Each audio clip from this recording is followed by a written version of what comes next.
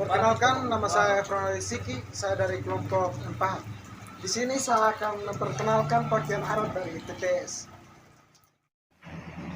Oke, hasil tenun orang Timur berupa selendang, sarung, dan selimut.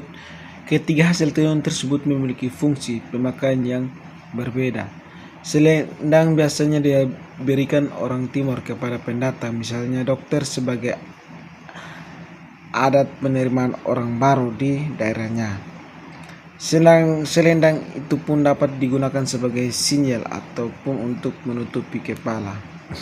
Kemudian sarung memiliki ukuran yang kecil besar. Biasanya sarung digunakan ibu-ibu, lalu selimut memiliki ukuran yang lebih besar dari sarung. Selimut digunakan kaum pria, khususnya sudah dewasa.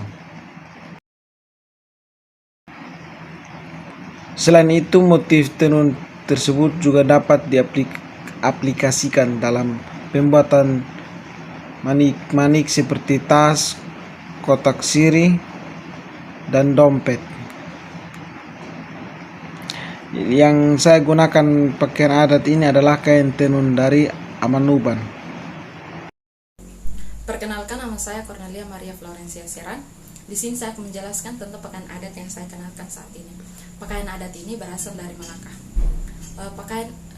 Kain yang saya kenakan ini dalam bahasa daerah disebut tais merobo.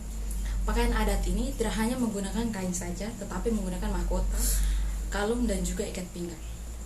Dalam bahasa daerah, mahkota itu disebut soereng, dan kalungnya itu disebut belak, dan juga ikat pinggangnya disebut bolas ngurak. Tidak hanya itu saja, tetapi ada juga tempat sirip pinang. Tempat sirip pinang ini dalam bahasa daerahnya disebut tanasak. Pakaian adat ini biasa dikenakan pada acara-acara adat dan juga upacara penyambutan. Perkenalkan, nama saya Adriana Marisol Salamino. Di sini saya akan menjelaskan tentang kain adat atau tenun yang saya kenakan ini. Jadi, kain tenun ini berasal dari Keva, Nusa Tenggara Timur Tengah Selatan. Jadi, kain tenun adat Keva ini dia seperti bernuansa seperti merah putih, selayaknya warna bendera Indonesia. Kain yang digunakan ini dia bermotif kaif berantai nun kolor. Jadi motif ini sudah dimodifikasi dari bentuk geometrik atau bentuk belah ketupat dengan batang tengah yang berarti sumber air. Sementara bagian pinggir berigi melambangkan wilayah yang berbukit dan berkelok-kelok. Setiap motif yang digunakan oleh penenun asal desa Oemaman ini memiliki makna yang mencerminkan identitas masyarakat. Motif kaif yang terinspirasi dari reptil buaya dikonotasikan sebagai nenek moyang di desa Oemaman.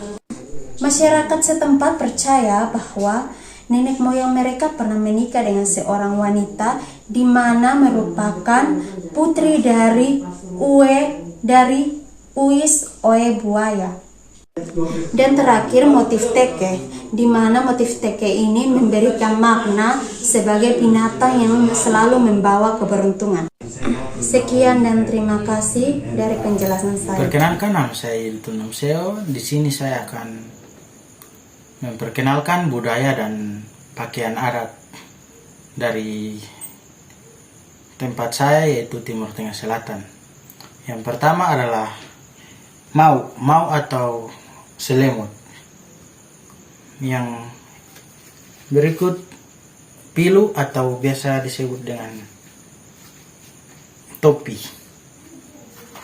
Oktuke biasa disebut dengan tempat sirip pinang, tempat untuk menaruh pinang atau. Ya baik, perkenalkan, nama saya Misalnya Sigono dari Mapuche. Di sini saya akan menjelaskan tentang kain tenun adat dari Pulau Rote. Jadi pada zaman dahulu kain tenun Rote ini menjadi perlambangan swasta dari masyarakat di Pulau Rote. Nah, Bahkan tak jarang motifnya memuat informasi tentang asal-usul dari si pengguna atau rote tersebut.